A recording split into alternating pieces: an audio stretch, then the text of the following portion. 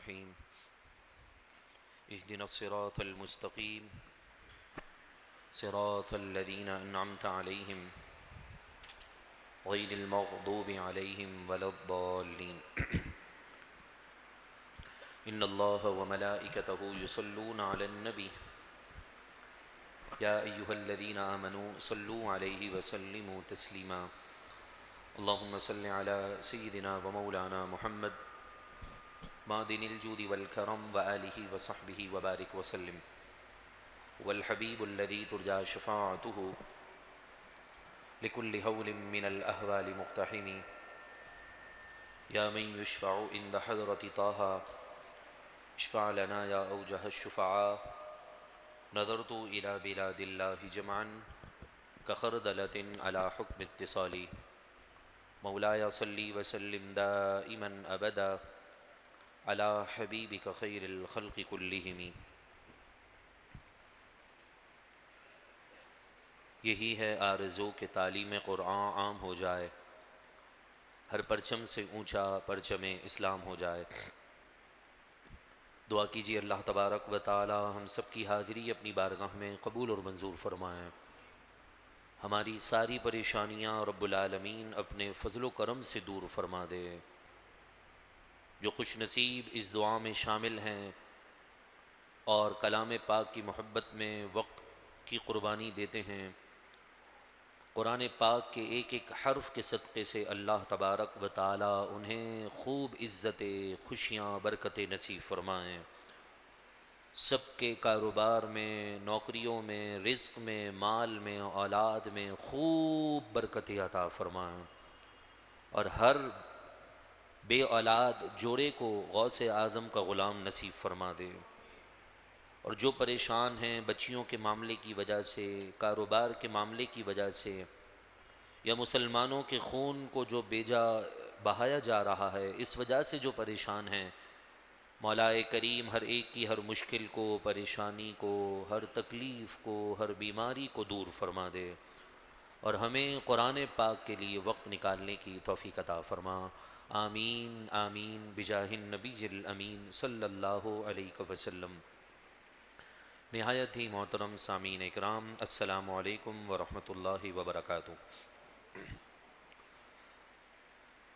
سورہ یوسف کا درس ہم سن رہے ہیں، اور سورہ یوسف کی جو یہ تقریباً 88 آیتیں ہم سماعت کر چکے ہیں، 89 آیتیں ہم سماعت کر چکے ہیں، اور آج سورہ یوسف کی آیت نمبر 90 سے ہمارے درس کی ابتدا ہے۔ پچھلے کچھ درسوں کا خلاصہ یہ ہے کہ جب اللہ تبارک و تعالی نے حضرت یوسف علیہ السلام کو عزیز مصر کے انتقال کے بعد ملک مصر کی بادشاہت، سلطنت اور حکمرانی عطا فرمائی، تو پھر آپ کے دور میں قحط پڑا تھا، اور یہ قحط پھیلتے پھیلتے دنیا کے کونے کونے میں جا کر پھیل چکا تھا۔ اس کو ٹھیک کرنے کا اور اس کی اچھی تدبیر کرنے کا اللہ نے آپ کو علم عطا فرمایا تھا۔ اس علم کے توسل سے آپ نے لوگوں کے لیے زندگی گزارنے کے اس معاملے میں آسانی، سال کا ایک راشن کا پیکٹ ہر بندے کے اعتبار سے آپ نے پوری خلقت کے درمیان تقسیم کرنے کا اعلان فرمایا۔ یہ خبر آپ کے بھائیوں کو بھی ملی، تو آپ کے بھائی حضرت بنیامین جو کہ حضرت یوسف کے سگے بھائی تھے، باقی جو 10 بھائی تھے وہ آپ کے سگے بھائی نہ تھے،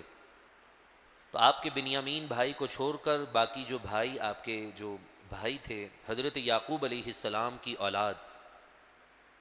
وہ آپ کے پاس آئے تو آپ نے انہیں پہچان لیا اور کہا کہ گھر کے حال بتاؤ، تم کون ہو، کہاں سے آئے ہو۔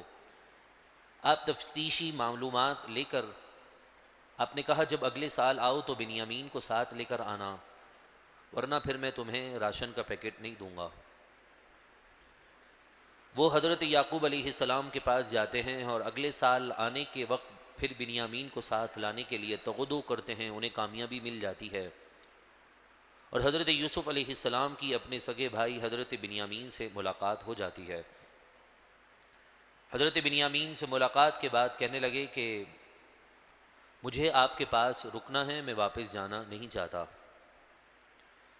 آپ نے ایک تدبیر اختیار کی اور اس تدبیر میں اللہ نے آپ کو کامیابی دی۔ آپ نے اپنے سگے بھائی بنیامین کو روک لیا اور باقی دیگر قافلے والوں کو، گاؤں والوں کو حضرت یعقوب کے پاس بھیج دیا۔ حضرت یعقوب علیہ السلام کے پاس جب جا کر بھائیوں نے یہ بات بتائی تو آپ کو یعنی حضرت یعقوب علیہ السلام کو بڑا رنج ہوا کہ پہلے یوسف کے معاملے میں بھی تم نے کوتاہی کی، اب اس کے بھائی بنیامین کے معاملے میں بھی تم نے کوتاہی کی ہے۔ میں تو اللہ تبارک و تعالی ہی سے امید لگائے بیٹھا ہوں، وہ مجھے میری اپنی اولادوں سے ضرور ملا دے گا۔ دیگر بھائیوں نے کہا کہ چھوٹوں کے بارے میں رو رو کر کہیں آپ اپنی آنکھ کی بینائی اور کم نہ کر دیں، یا کہیں آپ جو ہے وہ رو رو کر اپنا کوئی بڑا نقصان نہ کر دیں۔ تو آپ نے کہا کہ اللہ کے دیے ہوئے علم میں سے میں وہ جانتا ہوں جو تم نہیں جانتے، لہذا جاؤ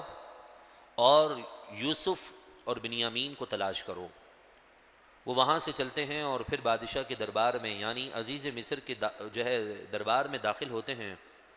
اور کہتے ہیں کہ اے عزیز مصر، ہمیں بڑی تکلیف پہنچی ہے، ہم بڑے رنج میں ہیں۔ پوری کہانی بتائی، پورا واقعہ بتایا اور پھر کہا کہ آپ نے بنیامین کو روک لیا ہے، والد صاحب اور پریشان ہوئے ہیں، مہربانی کیجیے اور ہمیں ہمارا بھائی واپس کر دیں۔ تو جب یہ باتیں چل رہی تھیں تو حضرت یوسف علیہ السلام نے ان سے پوچھا کہ بتاؤ، تم نے جو یوسف کے ساتھ اور اس کے بھائی کے ساتھ کیا ہے، نادانی میں تمہیں اس بات کا علم ہے کہ تم نے کیا کیا ہے؟ جب یہ سوال پوچھا تو بھائیوں کو ہوا کہ انہیں یوسف کے بارے میں کیسے پتہ چلا۔ اور پچھلے درس میں ہم نے آخری لمحات میں یہ بات بھی سنی تھی کہ حضرت یوسف علیہ السلام خوبصورتی کی وجہ سے اپنے چہرے کے آگے پردے ڈال کر رکھتے تھے، نقاب نما رکھتے تھے، تو ہوا کے جھونکے کی وجہ سے وہ تھوڑا سا ہلا تو خوبصورتی کی جھلک ظاہر ہوئی تو بھائی پہچان گئے۔ اور جب یہ سوال تو اور اس بات کی تصدیق ہو گئی کہ ہو نہ ہو یہ یوسف ہیں یا یوسف سے ان کا کوئی گہرا تعلق ہے، تبھی انہیں یوسف علیہ السلام کے بارے میں سب کچھ معلوم ہے۔ تو بھائیوں نے یک زبان ہو کر کہا، جس کا ذکر حضرت یوسف علیہ السلام کی اس صورت یعنی سورہ یوسف کی آیت نمبر 90 میں ہے، ارشاد ہوا قالو، تو بھائیوں نے کہا اِنَّكَ لَأَنْتَ یوسف، کیا آپ ہی واقعی یوسف ہیں؟ قال انا یوسف وہذا اخی، آپ نے فرمایا کہ ہاں میں یوسف ہوں اور یہ میرا بھائی بنیامین میرا سگا بھائی ہے۔ قد من اللہ علینا، اللہ تعالیٰ نے ہم پر یہ کرم کیا کہ ہمیں ملا دیا۔ انہ من یتقی ویصبر، تو سنو پس بے شک جو اللہ تبارک و تعالیٰ سے ڈرتے ہیں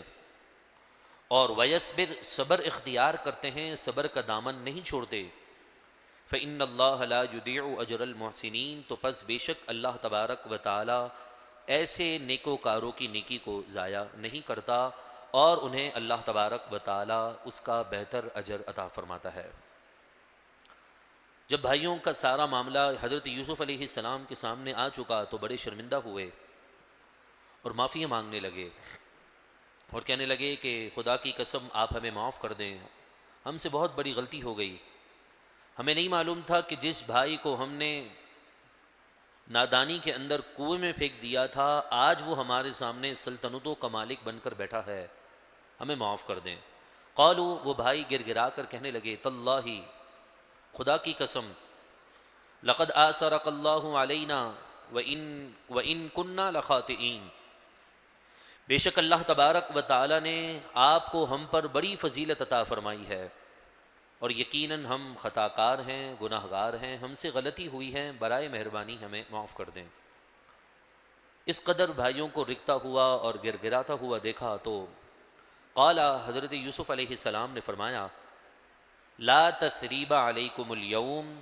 آج کے دن تم پر کوئی ملامت نہیں ہے۔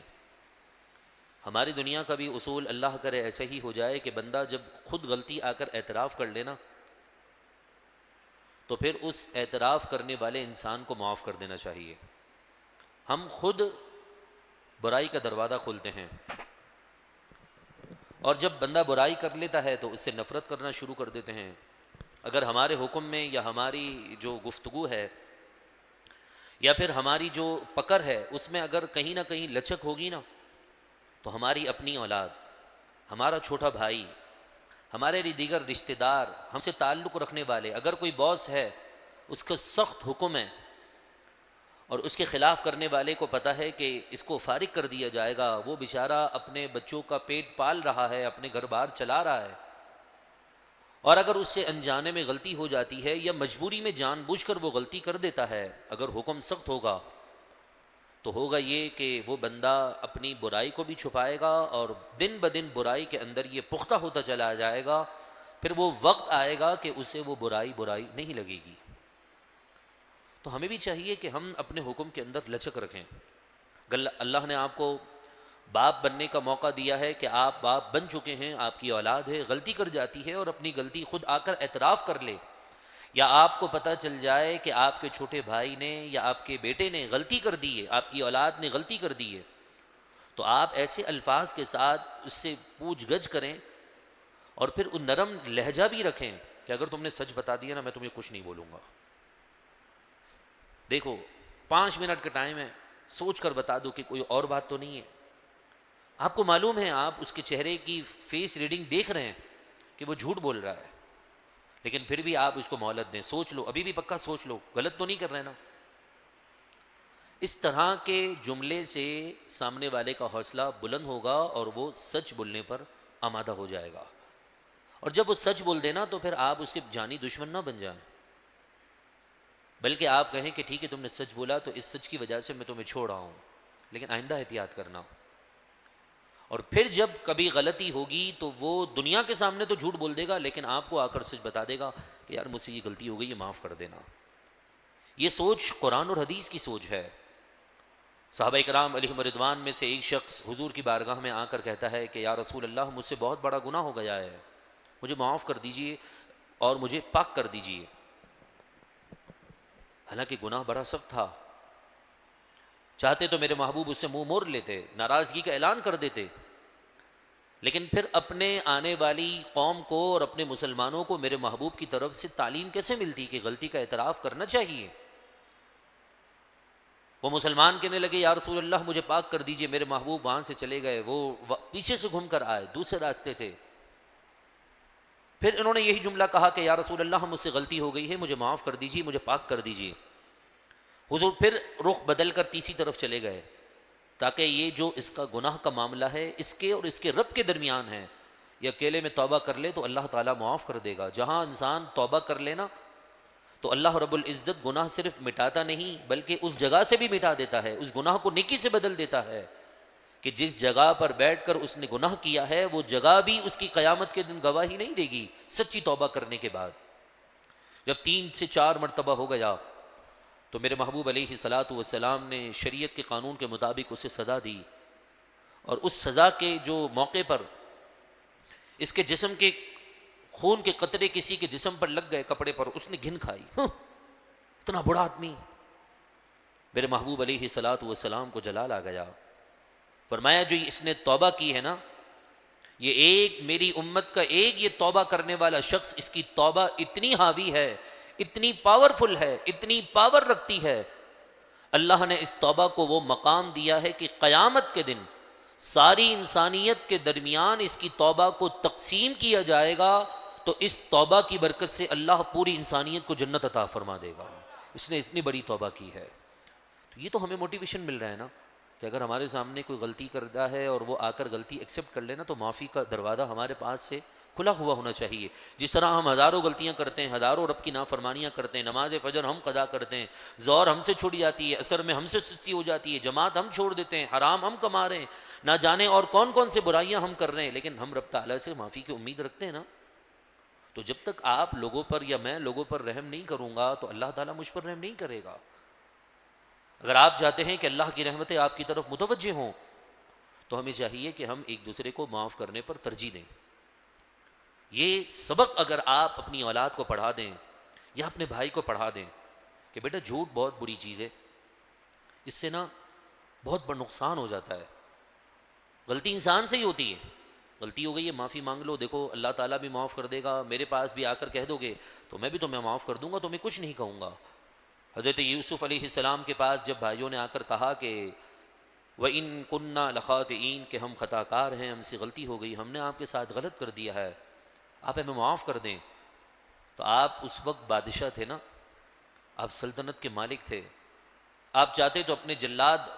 اور جو سزائے دینے والے لوگ تھے نا ان کو بلاتے اور کہا ان کو اڑاؤ، گردنیں اڑا دو ان کو، کم از کم 50 تو کوڑے مارو، نہیں تو کم از کم جو ہے وہ عبرت کا نشان تو اتنا تو بناؤ کہ لوگوں کو پتہ چلے کہ کوئی جو ہے سلطنت کے مالک کے ساتھ ایسا کرتا ہے تو اس کے ساتھ ایسا ہونا چاہیے. نہ رسول اللہ علیہ صلاۃ والسلام بھی جب مکی زندگی سے ہو کر مدنی زندگی جو ہے زندگی میں پہنچتے ہیں، مکی زندگی میں مکہ والوں نے کیا کیا کچھ ظلم نہیں کیے، طائف کے میدان میں کیا کچھ میرے محبوب کے ساتھ نہیں ہوا، لیکن جب فتح مکہ کا موقع آیا تو آپ نے یہی جملہ دہرایا کہ جو حضرت یوسف علیہ السلام نے دہرایا تھا. فرمایا بڑے بڑے سردار اس وقت اپنی گردنیں جھکا کر کھڑے ہوئے تھے اور میرے محبوب شاہانہ طور پر داخل ہوئے فتح مکہ کے موقع پر، تو کہا کہ آج کے دن کسی پر کوئی ملامت نہیں ہے. اتنا بڑا اعلان کر دیا. آپ نے مکے کے بڑے بڑے کافر جو حضور کے دشمن تھے ان کو دین سے قریب کرنے کے لیے کہا کہ سفیان کے گھر میں جو چلا جائے گا اس کو بھی میں امان دے دوں گا، فلانے کے گھر میں جو چلا جائے گا میری طرف سے اس کے لیے بھی امان ہے، اور جو اپنے گھروں کے اندر بھی رہے گا میں اس کو بھی کچھ نہیں کہوں گا، اس کو بھی معاف کر دوں گا. اس سے بڑا اعلان دنیا نے کبھی سنا نہیں ہے اور نہ کبھی آئندہ سنے گا. تو فرمایا لا تثریب علیکم اليوم، آج کے دن تم پر کوئی ملامت نہیں ہے. ایک بات اور، میری ذات کا تعلق میری اپنی ذات سے ہے اور آپ کی ذات کا تعلق آپ کی اپنی ذات سے ہے. کوئی آپ کا نقصان کرے میں معاف کرنے کا حقدار نہیں، اور نہ میں اس کا مستحق ہوں کہ میں آپ کے کسی خطاکار کو یا آپ کے جرم کو مجرم کو معاف کر دوں. ہاں آپ کو سمجھا ضرور سکتا ہوں کہ آپ اس کو معاف کر دیں گے تو اللہ آپ کو جو ہے اپنا پسندیدہ بندہ بنا لے گا، لیکن میں آپ کی طرف سے آرڈر جاری معافی کا نہیں کر سکتا، اور نہ آپ میرے معاملے میں کسی کو معافی دینے کے حق رکھتے ہیں. تو جب میں اور آپ چھوٹے چھوٹے معاملات، چھوٹے چھوٹے انسان جن کا مقام اور مرتبہ اللہ کی نظر میں کچھ بھی نہیں، ہم ایک دوسرے کے حقوق معاف کرنے کے جب حق نہیں رکھتے تو پھر رسول اللہ کا حق معاف کرنے کا نہ آپ کو اختیار ہے اور نہ مجھے اختیار ہے. اگر رسول اللہ کے بارے میں کوئی بے ادبی کرتا ہے تو وہ جا کر ان سے معافی مانگے یا رب سے معافی مانگے. رب کی طرف سے کوئی ایسا اتھینٹک پاورفل یقینی بات ثابت ہو جائے نا کہ ہاں اس کو معافی مل گئی ہے تو ہم اس سے گلے ملیں گے، ورنہ معافی رب سے مانگنے کے لیے رب کے دربار میں جانا پڑے گا. اسی کو تو موت کہتے ہیں. تبھی تو کہا تھا من سب نبی فاقتلوہ، جس نے جس نبی کی شان میں بھی بے ادبی کی اس کو جینے کا کوئی حق نہیں ہے، اس کا کام تمام کر دو. تو فرمایا میرے محبوب نے جو ہے فتح مکہ کے موقع پر وہی قول جو حضرت یوسف علیہ السلام نے فرمایا تھا، لا تثریب علیکم اليوم، آج تم پر کوئی ملامت نہیں ہے. یغفر اللہ لکم، اللہ تمہاری مغفرت فرمائے. وہو ارحم الراحمین، اور وہ سب رحم کرنے والوں میں سب سے زیادہ رحم فرمانے والا ہے. اذهبوا بقمیصی ھذا، میرے بھائیوں میرا یہ کرتا لے جاؤ. صرف اس آیت کا ترجمہ پڑھ کر ہم تشریح انشاءاللہ اگلے جمعے کو سماعت کریں گے، وقت اجازت نہیں دے رہا. فرمایا اذهبوا بقمیصی ھذا، اس میرے کرتے کو لے کر چلے جاؤ. فَأَلْقُوهُ عَلَى وَجْهِ أَبِي يَأْتِ بَصِيرًا، فَأَلْقُوهُ، اور تم ڈال دو اسے، عَلَى وَجْهِ أَبِي، اپنے والد کی آنکھوں پر، ان کے چہرے پر، یأتی بصیرا، تم یہ عمل کرو گے اس کرتے کی برکت سے اللہ یعقوب علیہ السلام کی آنکھوں کی روشنی واپس عطا فرما دے گا. وَأْتُونِي بِأَهْلِكُمْ أَجْمَعِينَ، اور پھر واپس جب آؤ تو سب گھر والوں کو ساتھ لے کر آنا. 3 جملے ہیں، 3 جز ہیں اس آیت کے. پہلا فرمایا کہ جاؤ میرا کرتا لے کر جاؤ. لوگ کہتے ہیں تبرکات میں کوئی اثر نہیں ہوتا. میرا سوال حضرت یوسف علیہ السلام سے ہے کہ جب امت یہ کہتی ہے کہ تبرکات سے کوئی فائدہ نہیں پہنچتا تو آپ کا کرتا شفا کیسے دے سکتا ہے؟ ہو سکتا ہے کوئی الٹی سیدھی بات کر دیں، ہم قرآن کی آیت پڑھ دیں گے کہ جی صرف کرتا لے کر نہ گئے، وہاں جا کر کوئی جو ہے وہ پانی نہیں ڈالا، آنکھوں کا آپریشن نہیں کروایا، بلکہ اس کرتے کو رکھنا تھا کہ قرآن مجید فرقان حمید نے فرمایا یہ کرتا لگا حضرت یعقوب کی آنکھ پر، لگنا اس کرتے کا تھا، شفا تو اللہ نے دینی تھی، وہ شفا عطا فرما دی گئی. تو یہی اگر کانسیپٹ سمجھ میں آ جائے، جب حضرت یوسف کا کرتا شفا دے سکتا ہے تو میرے محبوب کے بال مبارک شریف کا پانی بھی شفا دے سکتا ہے. اگر یہ یوسف علیہ السلام کے جسم اقدس سے لگا ہوا کرتا کسی کی آنکھوں کی روشنی لا سکتا ہے تو پھر بدر کے موقع پر لکڑی کو تلوار بنا کر صحابہ کے ہاتھ میں دے کر کافروں کی گردن اتروانا لکڑی کے ذریعے سے، یہ میرے محبوب کا دست مبارک بھی یہ کام کر سکتا ہے۔ اگر حضرت یوسف علیہ السلام کا کرتا آپ کے والد اور ایک نبی کی آنکھوں کی روشنی لا سکتا ہے تو حضور علیہ الصلاۃ والسلام کے نالین شریف کی خاک، جسے ہم سونے سے زیادہ قیمتی سمجھتے ہیں، وہ آنکھ پر لگائی جائے تو نالین مصطفیٰ کے صدقے سے اللہ اس میں اور روشنی عطا فرما سکتا ہے۔ حضرت یوسف علیہ السلام کا کرتا ایک نبی کی آنکھ کو روشن کر سکتا ہے تو میرے نبی کے نام کا اثر یہ ہو کہ کوئی امتی حضور کی محبت میں محمد نام کو چوم لے تو اللہ تعالیٰ اس کی آنکھوں کو جہنم کی آگ سے بھی بچا سکتا ہے۔ لہذا دعا ہے اللہ تبارک و تعالیٰ ہمیں اپنی سوچ کے مطابق نہیں، قرآن اور حدیث کی سوچ کے مطابق اپنے آپ کو بدلنے کی توفیق عطا فرمائیں۔ ہم بدل سکتے ہیں، ہماری سوچ بدل سکتی ہے، نہ بدلا ہے نہ بدلے گا کبھی زمانے میں یہ قرآن، نہ کوئی بدل سکتا ہے اور نہ کسی میں اتنا دم ہے کہ وہ اس قرآن کے احکامات کو بدل دے۔ سمجھ کی بات ہوتی ہے، سوچ کی بات ہوتی ہے۔ ہاتھ اٹھا کر دعا کریں اللہ تبارک و تعالی ہمیں قرآن کے مطابق قرآن کو سمجھنے کی توفیق عطا فرمائیں۔ میرے پیاروں محترم بھائیوں، یہ 4 سے 5 آیتیں،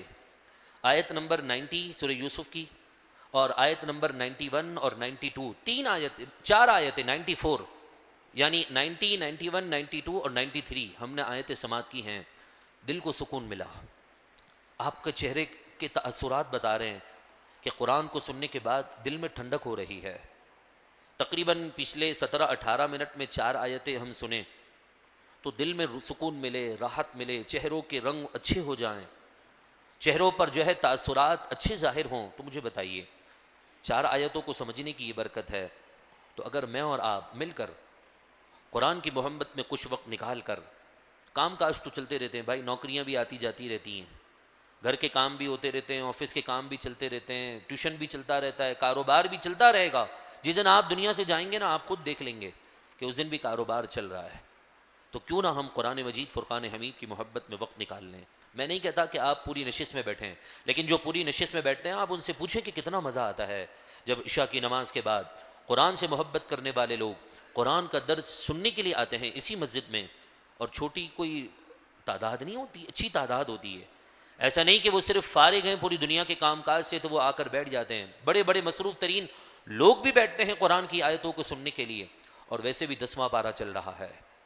سورۃ التوبہ کا 1 رکوع ہو چکا ہے، دیکھتے ہی دیکھتے ابھی پچھلے مہینے شروع ہوا، 10ویں پارے تک ہم پہنچ چکے ہیں۔ جب پچھلا جمعہ تھا تو اس وقت 7.5 پارے تھے، یعنی 8واں پارہ چل رہا تھا، آج 10ویں پارے تک پہنچ گئے۔ اگلے جمعے کو آئیں گے تو ہو سکتا ہے سورہ یوسف کا درس ابتدا ہونے والی ہو، پھر آئیں گے تو 15 پارے کمپلیٹ ہونے والے ہوں گے۔ تو لہذا آپ سے گزارش ہے، عشاء کی نماز کے بعد ہماری اسی مسجد میں درس قرآن پاک کا سلسلہ ملٹی میڈیا پروجیکٹر اسکرین کے ساتھ، اسکرین کے ذریعے سے چل رہا ہے۔ مدرس درس قرآن دیتا ہے، آپ کی آنکھوں کے سامنے قرآن کی آیتیں موجود ہوتی ہیں، لفظ بہ لفظ قرآن کی آیت کا ترجمہ، تفسیر، تشریح، اصلاح اور معاملات کو درست کرنے کی قرآن اور حدیث کی روشنی میں باتیں ہم سماعت کرتے ہیں۔ آپ سے گزارش ہے خود بھی آئیں، گھر کی خواتین کو ساتھ لے کر آئیں۔ اللہ تعالی ہم سب کو قرآن پاک کے لیے وقت نکالنے کی توفیق عطا فرمائیں۔ وآخر دعوانا ان الحمد للہ رب العالمین۔